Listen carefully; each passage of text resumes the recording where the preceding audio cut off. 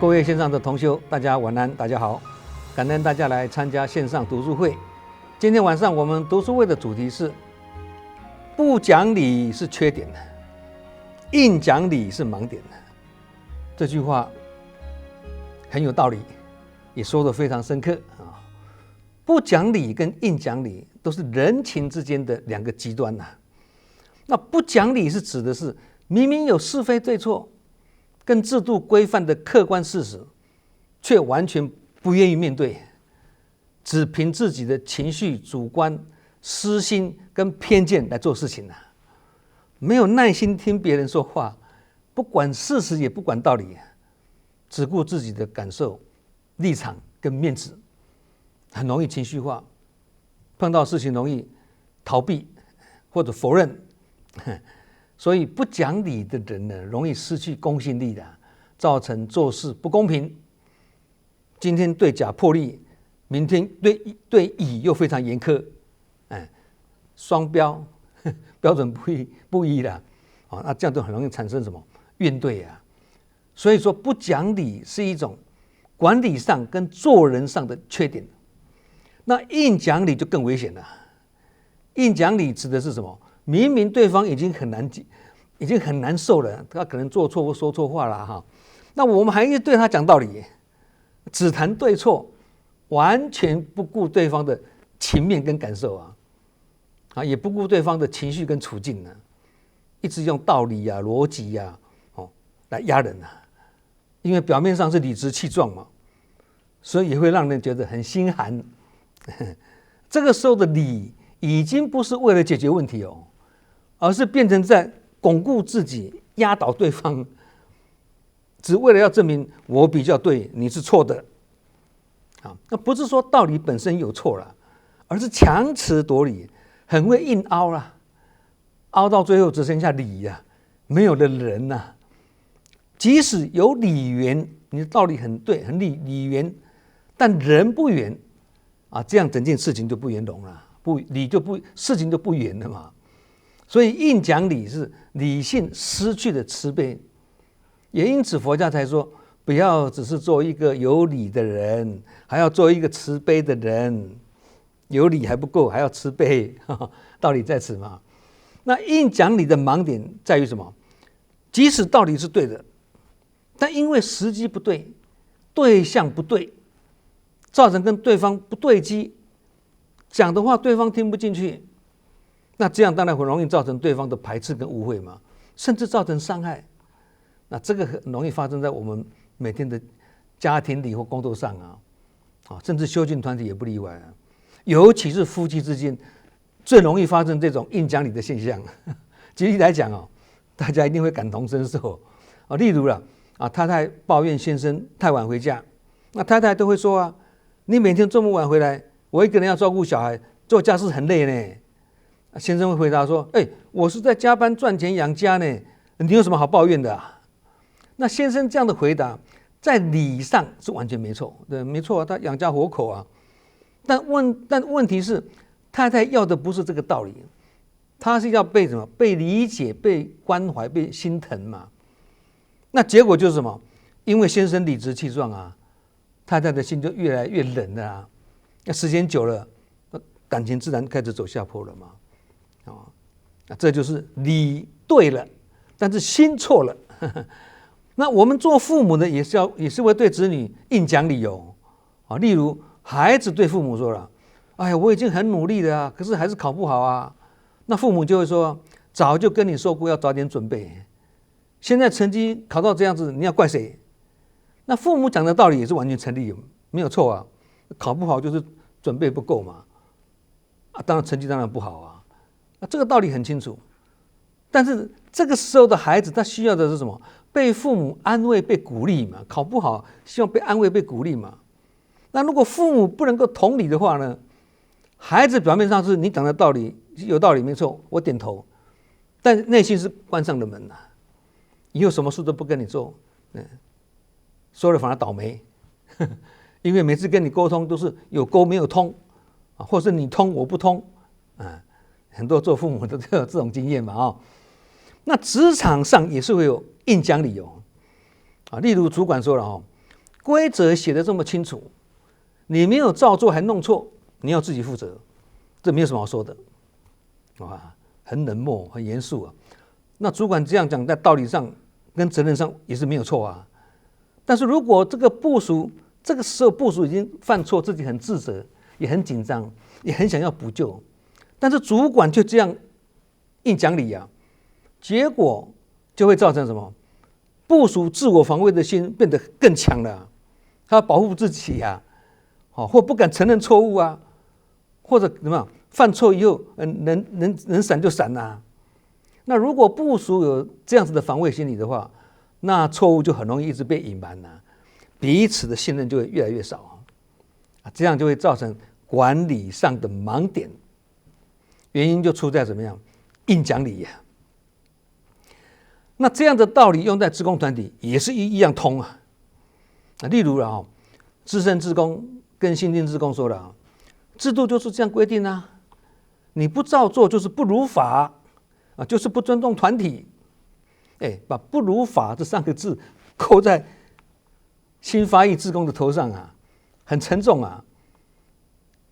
这个会让新进来的志工害怕啊，干脆不做不错，不如不要做，变成这样子的情形啊。制度就是这样规定，这是指什么？指原则啊。然而原则跟制度是死的啊，人是活的啊。所以要活用死的制度啊，才是应机说教，善巧圆融嘛。那资深志工讲原则，讲这个原则是对吗？对啊。但如果忽略对方的用心，或忽略对方不是故意做错，也忽略对方的面子跟感受，最后出现的结果是什么？心凉了，人就走了，那这样志工就越来越少了。原因就出在拿理来当挡箭牌啊，让对方的情被伤得很重。好，生活中还有很多硬讲理的语言跟句子的啊，我们要时常警惕自己的，不要这样说啦。例如啦，我讲的是事实啊，是你自己玻璃心啊，或者是说我只是就事论事哦，我对事不对人哦。你有什么好不高兴的啊？或者说道理本来就是这样啊，你接不接受那是你的问题啊。甚至还讲得更绝的哦，规定写得清清楚楚，没什么好谈的啊。这些话的共同点是什么？服人很难服心啊，因为心地冷淡无情啊。那在家庭中也是一样的道理，情永远要走在理的前面的。在家庭中讲理本身是没有错，但是如果理讲多了，情就薄了啊。举几个常见的例子，大家都会感同身受了。例如啦，夫妻吵架的时候，都会谁对谁错呢变得一清二楚啊，或是父母对孩子的要求都会讲得头头是道啊，或是兄弟姐妹之间的亲兄弟明算账，凡事都算得清清楚楚的等等。最后的结果是什么？没有输赢呢，只有伤痕呢。道理都讲得很对，但是关系却坏掉了。所以这个也告诉我们一个道理啊，家庭如果变成一个法庭呢，那先生或太太常常以法官自居啊，这样家庭就很难成为港湾的啦。各位想想是不是很有道理啊？我们希望家庭是个港湾，而不是个法庭。不是说家里不需要讲理啊，而是家应该是可以让人放下防备，被理解、被包容的地方啊。在家里可以接受不完美，可以犯错，可以被原谅，那这些都不只是靠讲理去做得到的哦，而是要靠讲情的，包括什么温情啊、体谅啊、包容啊、柔软啊、关心啊等等。那为什么情要走在你的前面呢？因为家人彼此之间不是对手而是什么？而是同行者啊！彼此之间也不是什么评审或者法官，而是陪伴者嘛。外面的世界讲理是为了要生存，家里讲情是为了要活得下去。不过我们要注意一点呢，在家里不是说讲理不重要啊，而是多讲情，少讲理，必要的时候才来讲理。因为情是润滑剂啊，理是底线。没有情的话呢，说出来的理会伤到人啊。没有理的话呢，感情会泛滥，变成纵容啊。分寸拿捏得很好。所以一个真正成熟的家庭是什么？用情来说理，而不是用理来压情啊。这个是指在家庭里面的。如果是在社会上或人群中，那情况有一些不一样哦。如果说了在家是情的练习场，那么在社会上或人群中呢，就是情跟理同时要站得住脚的地方啊。在社会上或人群中啊，做人处事，理可以让事情分出对错，情可以让关系走得长远，拉长情啊。所以理跟情在社会上的定位是非常清楚的。家庭中是关系先于制度，家庭关系先于家庭制度。那社会人群是什么？社会制度要先于人际关系，没有制度就不行了。因为在社会上彼此之间没有血缘跟情分当作保障嘛。那彼此要一起工作，分工合作，靠的是什么？游戏规则啊、规范啊、信任啊、专业啊，这个就是游戏规则啊。那游戏规则一旦失序了、乱掉了，那就会造成无辜的人很倒霉了，会造成很多无辜倒霉的人啊，让这些人受到伤害了。所以在社会人群中呢，你必须站得住脚，否则秩序会崩解了。那照这样讲，在社会上或人群中，那就不用讲情了吗？情都不重要了呢？情就是不重要了吗？情当然还是很重要啊。只会讲理的社会会冷淡没有温度啊，只会讲情的社会很容易造成裙带关系而乱象丛生啊。做一个好的主管，不是不讲原则，而是在原则之内也要保有人文嘛。企业有企业的人文啊，事业有事业的人文啊，社会有社会的人文啊，环保有环保的人文啊。同一个道理的，你用人言人语来讲呢，很容易造成冲突了。相反的，你用温言软语来讲呢，就容易达到共识。所以正言上人讲，对事要明理，对人要有情。这一句开示呢，几乎是社会或人群中呢情跟理的黄金比例啦。那在人群中或社会中最理想的状态是什么？用理来立场，用情来立身啊！真正成熟的是什么？理中有情，情中有理啦。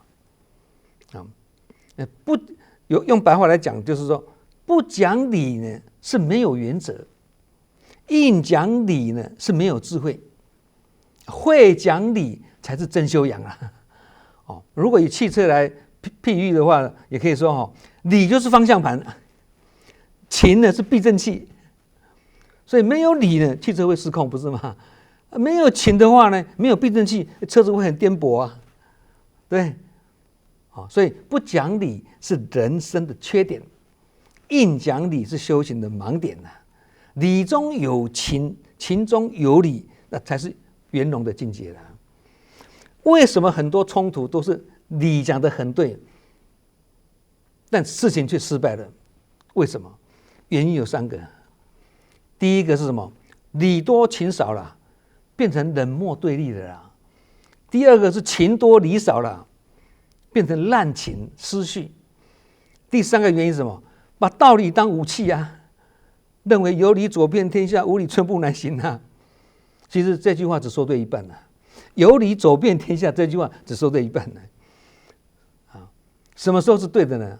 例如法律跟制度，或者法令跟规范，或黑白分明的对错问题，这些领域如果道理讲不清楚，事情就会乱了。所以这个时候我们就要讲有理走遍天下。但是这句话如果用错地方，会害人害己耶。例如了用印讲理来争面子，造成理直气壮、得理不饶人那这个时候就不能强调有理走遍天下你这个理到处得罪人怎么走遍天下否则只强调我有理，却不管别人的感受就会害人害己嘛。所以正言上人的进士警惕我们：理直要契合，得理要饶人这就是跟人家相处，情要摆在理的前面，见面三分情，这样才能够结好人缘嘛。对，那很会硬讲理，把理当作武器的人呢，会造成3个盲点第一个，把对错呢当作输赢来看待。第二，有理不代表是有善，因为理是冷冰冰的，善一定是有温度的第三，误以为只要理站得住脚，别人一定会服我，不一定其实人不一定会服理的，理直气壮谁服你但人一定会服什么？被人家尊重，感觉很舒服，对。那我们对别人尊重，别人对我们也会心服口服不是吗？所以总而言之原则不能乱也就是理要在，但方式不能太硬，讲理的方式不能太硬。简单讲就是用柔软的话讲坚硬的原则以上是解释有理走遍天下，现在来解释无理寸步难行。这句话是没有错但是最好再补一句才会圆满就是不只是无理寸步难行无情也是寸步难行不是只有理，不是要有理，还要有情就我们常常讲的有缘走遍天下，无缘寸步难行一样的道理如果把理当作武器的话可能会立竿见影走的是一条捷径但断的是后路相反的，理如果能够配上情配上慈悲虽然走得会慢一点，但因为事缓则圆嘛，不是吗？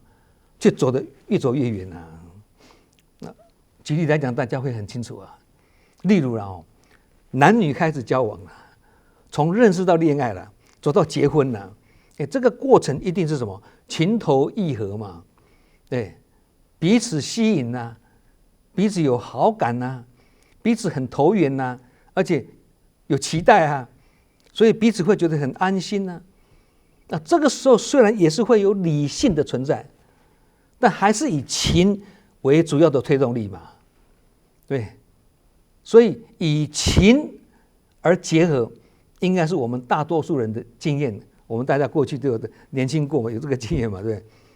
但是起了冲突而分开，或结婚后又离婚，往往是因为理在做主导，情反而变得很淡了。这个时候双方开始谈什么？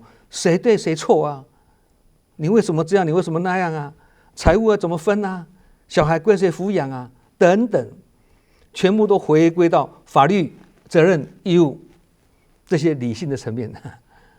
这个时候如果情撑不住的话呢，最后一定是靠理来收拾残局所以社会上才会有一种说法嘛，结婚靠感情，离婚靠法律这是非常贴切的观察跟说法了真正成熟的关系是什么？